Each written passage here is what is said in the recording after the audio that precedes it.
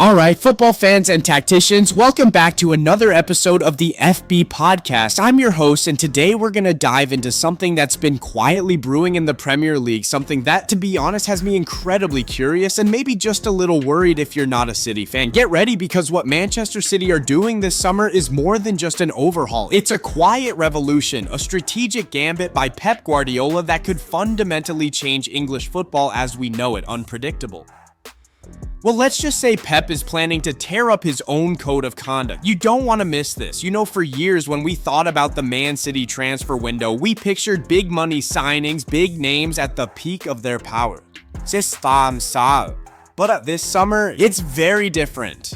City are actively moving away from those blockbuster deals, choosing instead to focus on something much deeper, building for the next 3 to 5 years. A long-term sustainable development plan that is almost unprecedented in its calculated precision. Think about it, their core pillar, Kevin De Bruyne, Kyle Walker, Ederson, Bernardo Silva, and are all entering the twilight of their careers, or at least past their prime, and Pep knows that if they don't lay the foundations, now even an empire will eventually collapse. This isn't about buying quick fixes, it's about fundamental restructuring designed to have lasting strength. We are seeing that with the signings of players like Claudio Echeveri, a promising midfielder born in 2006, signed in January 2024, who is expected to be a key player in the future.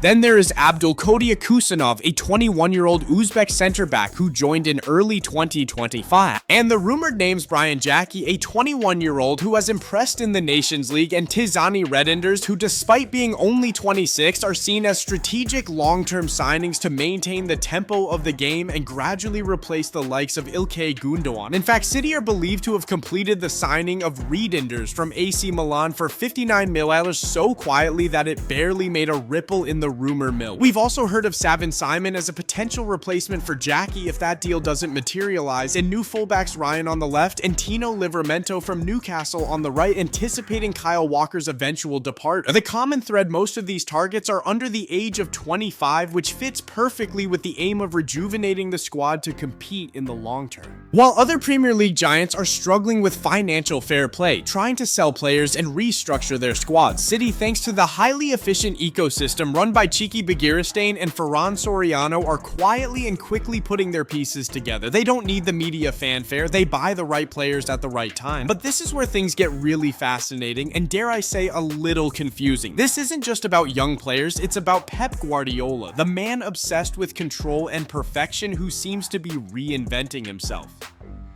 He's been vocal in the past, expressing frustration about having too many players in the freezer, even declaring, "If this keeps up, I'll quit, reduce the squad, I'll stay," rather than completely disband or drastically cut the squad. However, Pep is opting for a gradual step-by-step transformation, laying the foundations for a new identity for the team. This new direction represents a profound shift away from his traditional emphasis on absolute control and a highly systematic approach. Instead, it seems he's embracing unpredictability, a little chaos, and the innate instincts of his players. It's almost like he's bored with perfect logic and wants to inject more spontaneity into City's play. Now let's talk about midfield, because this is where Pep's real genius, or perhaps madness, comes in. For almost a decade, Kevin De Bruyne has been the architect of the entire system, the heartbeat of City's midfield, and his potential departure leaves a huge void. But rather than panic or look for a direct copy, Pep is designing a completely new midfield structure. Rodri remains the indispensable player, the unshakable pillar, but the two players around him are key. Tizani Redinders is being seen as a new center forward, a new Gundogan, if you will, providing consistent fitness, accurate passing, and an intelligent playmaking style that keeps the game flowing. Netherlands coach Ronald Koeman has even confirmed his medical at City, underlining how quietly and efficiently the deal was done. Then there is Ryan Jacky, the 21-year-old from Lyon. He is a risk taker, almost reckless a player who does not operate within a rigid system but creates magic through individual skill, dribbling, finishing, and excellence in tight space. He showed real maturity last season with 32 goals in all competitions, and his immediate impact for France in the Nations League against Spain was class. Pep's pursuit of players like Jackie Doku and Savinho tells us that he is now prioritizing the best of individuals rather than forcing them into a rigid system. This could mean a midfield that allows for more regular surprises away from absolute control. What does this mean for Phil Foden, often tipped as De Bruyne's successor? He may need to adapt to a more versatile role, potentially moving out to the wing or becoming a rotation rotation option, especially if Jacky fits in quickly. The Rodri Redinders Jacky trio is an untested scenario, but it is the blueprint for City's new era. And finally, let's talk about the big man up front, Erling Haaland. There have been no rumors that City are looking for a new number 9, and that's telling. Pep still has absolute faith in Haaland, but he envisions a completely new evolved role for him. Guardiola sees Haaland not just as a goal scorer, but as a multi-tool.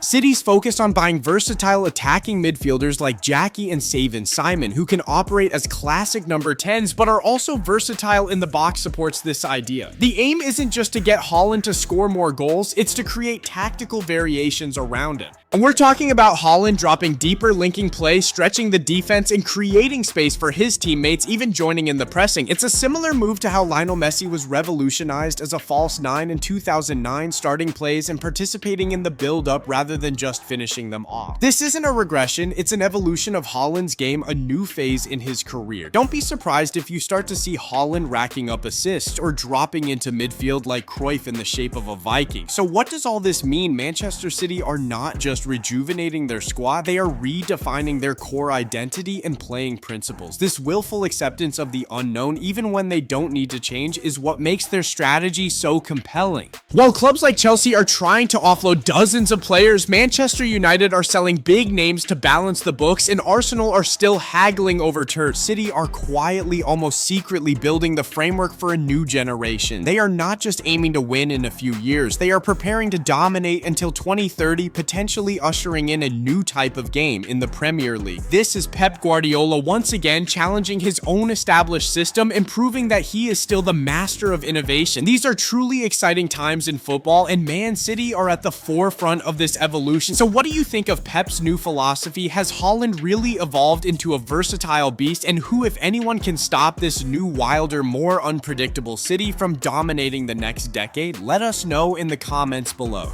Don't forget to like this video, share it with your squad, and subscribe to the FB podcast for more insightful analysis and hot takes. Until next time, keep the passion burning.